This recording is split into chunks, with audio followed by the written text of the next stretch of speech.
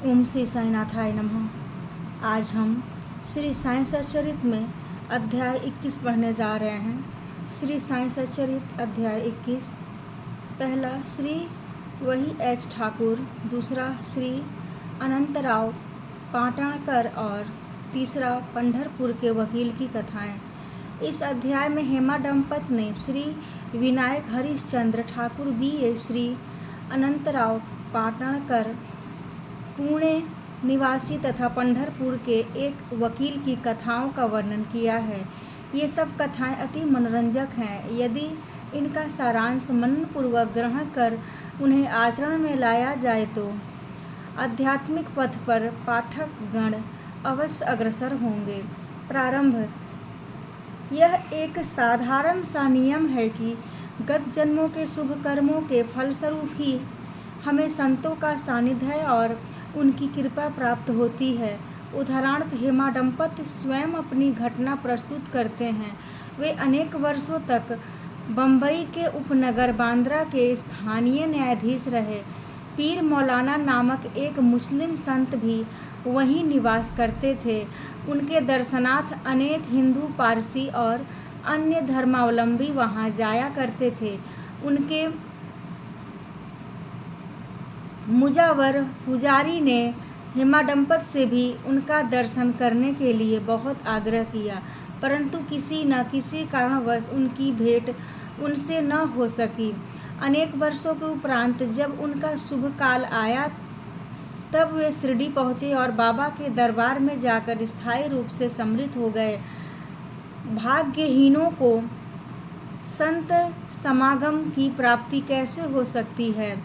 केवल वे ही सौभाग्यशाली हैं जिन्हें ऐसा अवसर प्राप्त हो। संतों द्वारा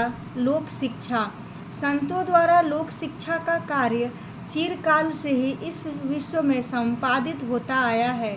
अनेकों संत भिन्न भिन्न स्थानों पर किसी निश्चित उद्देश्य की पूर्ति के लिए स्वयं प्रकट होते हैं। यद्यपि उनका कार्यस्थल भिन्न होता है, परंतु वे सब पूर्णतः एक ही हैं। वे सब उस सर्वशक्तिमान परमेश्वर की संचालन शक्ति के अंतर्गत एक ही लहर में कार्य करते हैं। उन्हें प्रत्येक के कार्य का परस्पर ज्ञान रहता है और आवश्यकता अनुसार वे परस्पर पूर्ति भी करते हैं, जो निम्नलिखित घटना द्वारा स्पष्ट है। श्री ठाकुर श्री वही एच ठाकुर B.A. रेवेन्यू विभाग में एक कर्मचारी थे। वे एक समय भूमि मापक दल के साथ कार्य करते हुए बेलगांव के समीप बड़गांव नामक ग्राम में पहुँचे। वहां उन्होंने एक कन्नड़ी संत पुरुष अप्पा के दर्शन कर उनकी चरण वंदना की। वे अपने भक्तों को निश्चल दासकृत विचार सागर नामक ग्रंथ, जो वेदांत के विषय में है, का भावार्थ समझा रहे थे।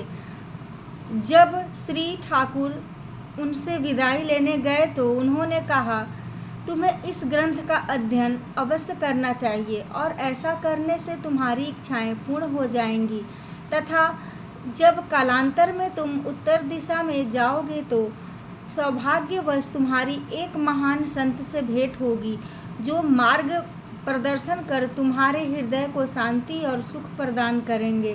बाद में उनका स्थानांतरण जुन्नर को हो गया, जहाँ की नाड़े घाट पार करे जाना पड़ता था। यह घाट अधिक गहरा और पार करने में कठिन था, इसलिए उन्हें भैंसे की सवारी कर घाट पार करना पड़ा, जो उन्हें अधिक असुविधाजनक तथा कष्टकर प्रतीत हुआ।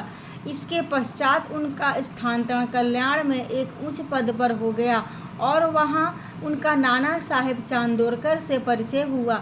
उनके द्वारा उन्हें श्री साईं बाबा के संबंध में बहुत कुछ ज्ञात हुआ और उनके दर्शन की तीव्र उत्कंठा हुई। दूसरे दिन ही नाना साहेब शिरडी को प्रस्थान कर रहे थे।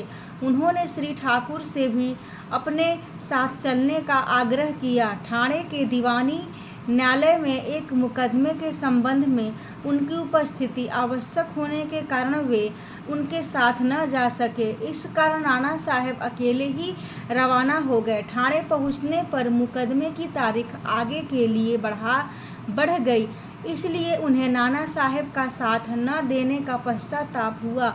फिर वे शिरडी पहुंचे। तब वहां उन्हें ज्ञात हुआ कि नाना साहब पिछले दिन ही यहाँ से चले गए हैं। वे अपने कुछ मित्रों के साथ जो उन्हें वहीं मिल गए थे, श्री साईं बाबा के दर्शन को गए। उन्होंने बाबा के दर्शन किए और उनके चरण कमलों की आराधना कर अत्यंत हर्षित हुए। उन्हें रोमांच हो आया और उनकी आंखों से अश्रुधाराएं प्रवाहित होने लगीं। त्रिकालदर्शी बाबा ने उनसे कहा, इस स्थान का मार्ग इतना सुगम नहीं जितना कि कानड़ी संत अप्पा के उपदेश या नारे घाट पर भैंसे की सवारी थी। आध्यात्मिक पथ पर चलने के लिए तुम्हें घोर परिश्रम करना पड़ेगा, क्योंकि वह अत्यंत कठिन पथ है। जब श्री ठाकुर ने नार सार गर्भित शब्द सुने, जिनका अर्थ उनके अतिरिक्त और कोई न जानता था, तो उनके हर्ष का परावार न रहा और उन्हें कानड़ी संत के वचनों की स्मृति हो आई। तब उन्होंने दोनों हाथ जोड़कर बाबा के चरणों पर अपना मस्तक रखा और उनसे प्रार्थना की कि प्रभु मुझ पर कृपा करो और इस अनाथ को अपने चरण कमलों की शीतल छाया में स्थान दो। तब बाबा बोले, जो कुछ अप्पा ने कहा वह सत्य था। उसका अभ्यास कर उसके अनुसार ही तुम्हें आचरण करना चाहिए। व्यर्थ बैठने से कुछ लाभ न होगा। जो कुछ तुम पठन करते हो उसको आचरण में भी लाओ, अन्यथा उसका उपयोग ही क्या।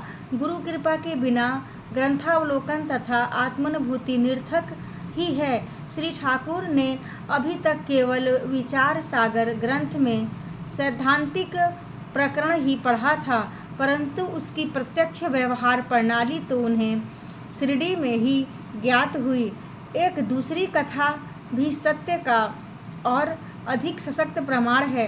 श्री अनंतराव पाटणकर, पूना के एक महाशय श्री अनंतराव पाटणकर श्री साईं बाबा के दर्शन इच्छुक थे। उन्होंने शिरडी आकर बाबा के दर्शन किए। दर्शन से उनके नेत्र शीतल हो गए और वे अति प्रसन्न हुए।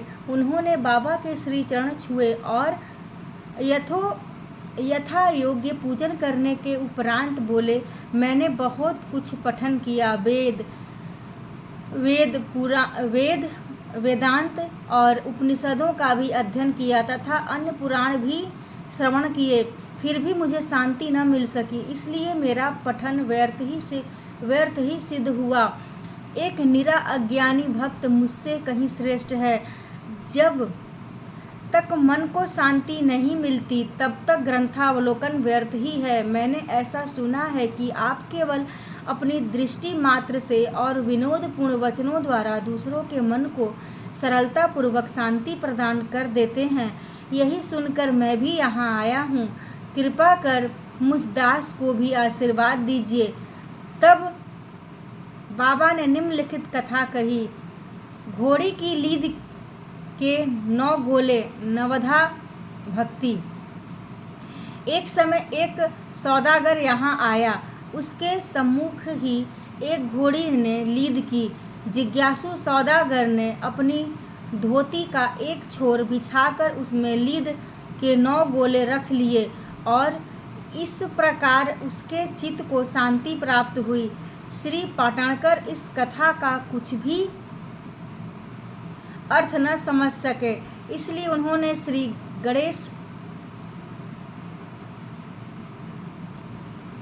गणेश दामोदर उपनाम दादा केलकर से अर्थ समझाने की प्रार्थना की और पूछा कि बाबा के कहने का अभिप्राय क्या है।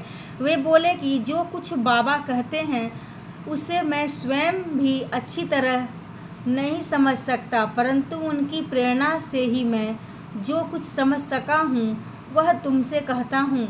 घोड़ी है ईश कृपा और 9 एकत्रित गोले हैं 9 विधा भक्ति, यथा पहला श्रवण, दूसरा कीर्तन, तीसरा नाम स्मरण, चौथा पाद सेवन, 5वां अर्चन, 6वां वंदन, 7वां दास्य, 8वां सख्य।